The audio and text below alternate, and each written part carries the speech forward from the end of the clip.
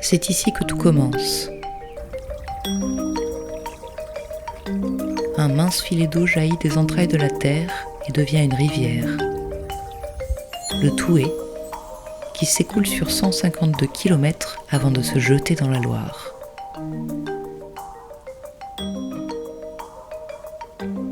Jusqu'à aujourd'hui, il butait sur un obstacle dès sa naissance, un plan d'eau qui l'empêchait de passer librement. Des travaux de renaturation lui ont permis de retrouver une nouvelle vie. Voici l'histoire de son retour aux sources. On est sur le site des sources du Thouet qui, avant d'avoir ce visage de rivière reconstitué, présentait un plan d'eau de 100 mètres de long sur 20 mètres de large. Donc, pas un très gros plan d'eau, mais malgré tout, par son emplacement sur ce site-là, il présentait un certain nombre de problématiques environnementales, notamment le piégeage des sédiments, le réchauffement de l'eau et la présence d'espèces qui n'étaient pas adaptées sur le cours d'eau en aval de ce plan d'eau, qui est plutôt un cours d'eau frais, bien oxygéné, de petite taille, comme on le trouve normalement près des sources. Le site Natura 2000 du bassin amont du Thouet, c'est son nom, existe parce que sur ce grand périmètre dit de tête de bassin, donc, on a un réseau très important de petits chevelus, donc de petits cours d'eau, de sources, de ruisselets, qui finissent par former le Thouet. Et cet ensemble de cours d'eau frais, bien oxygénés, accueille une biodiversité remarquable, au titre desquels on peut citer par exemple l'écrevisse à pattes blanches, qui est un crustacé, donc une écrevisse, ou l'agrillon de mercure, qui est une petite libellule spécifique de ces cours d'eau là aussi. Et ce sont des espèces qui, à l'échelle européenne, sont dites d'intérêt patrimonial, donc elles présentent un intérêt environnemental très fort, et donc des enjeux environnementaux qui sont traduits par l'existence d'un site Natura 2000 qui permet de porter ce type de travaux, de sensibiliser la population à la richesse environnementale de leur cadre de vie et de développer, de concilier l'activité économique avec la préservation de la nature. L'origine des travaux vient de la rencontre entre une collectivité, la communauté de communes Val de Gatine, qui est propriétaire du site, qui voulait retravailler tout cet espace-là avec une fonction aussi pédagogique. Et puis l'enjeu du syndicat qui est d'améliorer le fonctionnement de la rivière, de lui redonner toute sa qualité, toute sa vie biologique, laisser passer les sédiments, circuler jusqu'à l'aval, de façon à retrouver toutes les espèces emblématiques du Thouet, redonner de la vie à un plan d'eau qui était finalement de la vase dans de l'eau stagnante.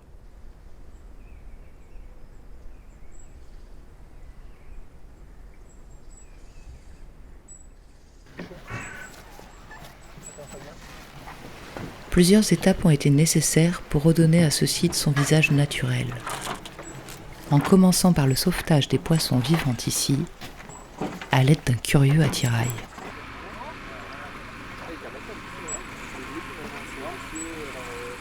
Donc l'idée là, c'est de retirer le maximum de poissons dans le but qu'ils survivent aux travaux et donc de les déplacer sur le bassin, sur le point aval le plus approprié pour qu'ils retrouvent un habitat favorable. Aujourd'hui, on a choisi une pêche électrique du fait que le plan d'eau est pas vidangeable, il n'y a pas de pêcherie. L'intervention à base de filets maillants ou filets pour rassembler du poisson était difficile aussi parce que y a des branches, il y a des souches, c'est pas facile d'accès. Donc on a choisi la méthode de pêche électrique qui est la plus adaptée pour capturer les poissons sans les blesser. Donc on crée un champ électrique dans l'eau. On a un moteur avec une cathode, un point du plan d'eau et donc une électrode avec une anode dans le bateau. Ça crée un champ électrique qui attire le poisson vers l'anode et le poisson donc, va avoir une nage forcée puis une tétanie. Et au moment où il tétanise, ça fait comme une crampe où il peut y avoir de la douleur. Donc là, il est épuiseté. Donc il y a une personne qui vient avec une épuisette qui le retire du champ électrique et qui le met dans un vivier dans le bateau où il est en sécurité, où il est isolé du champ électrique.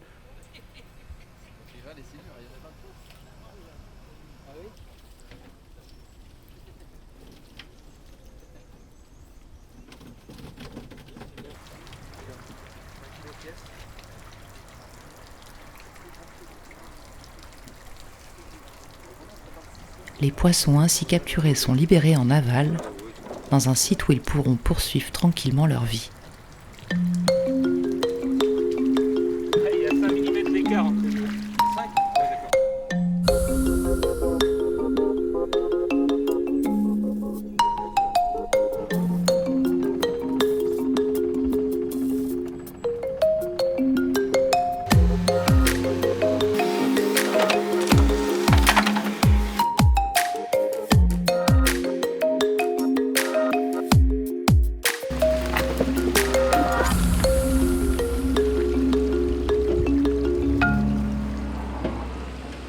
Une fois ses habitants mis en sécurité, l'eau de l'étang peut être vidée durant la phase de mise en assec.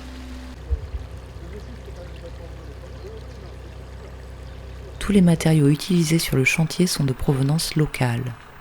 Les granites viennent de carrières à proximité et les arbres abattus seront réutilisés sur le site.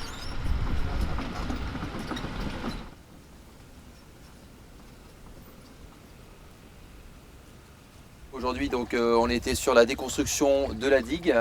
Donc la pelleteuse est venue et a gratté sur une certaine largeur de façon à créer un chenal d'écoulement pour libérer les eaux du plan d'eau vers le Touet. En complément a été implanté un système de filtre qui permet de retenir un maximum les matériaux en suspension et éviter qu'ils dévalent vers le milieu en aval.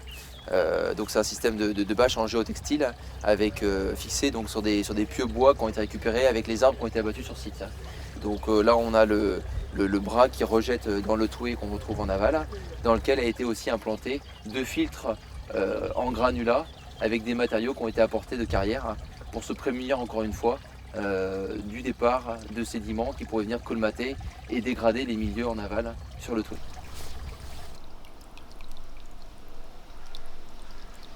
L'eau peut à nouveau s'écouler librement. Cette liberté constitue un enjeu majeur pour le bon fonctionnement d'une rivière. Le Touet, c'est 152 km à partir d'ici jusqu'à la Loire. Et c'est quasiment, je n'ai pas le chiffre exact, mais c'est aussi 150 obstacles à l'écoulement des eaux. Alors on trouve de tout, hein. On retrouve du barrage patrimonial, d'un moulin qui a toute sa valeur sur une rivière comme ça.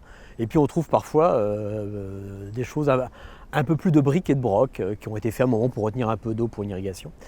Donc une rivière qui finalement, dans le jargon, qui a peu d'écoulement libre, c'est-à-dire peu de sections, où effectivement la rivière peut vraiment courir et offrir toute sa diversité, puisque très très vite on bute sur une série d'obstacles. Donc l'enjeu pour la rivière Touet, ça fait débat, hein. On mentirait si on disait que c'était des projets qui étaient toujours acceptés. C'est pas non de rétablir, effectivement, de supprimer tous les ouvrages sur l'ensemble du linéaire, mais en tout cas c'est de décompartimenter un peu la rivière, de diminuer le taux d'étagement pour retrouver effectivement des zones calmes, des zones rapides, enfin voilà toute la diversité d'une rivière.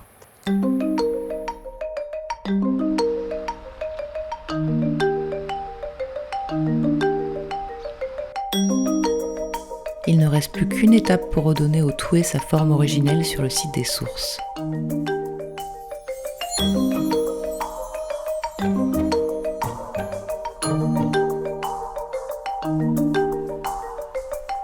Des piquets matérialisent le tracé à suivre pour creuser le lit de la rivière, selon des méandres volontairement anguleux qui permettront à la rivière de travailler pour redessiner des courbes naturelles.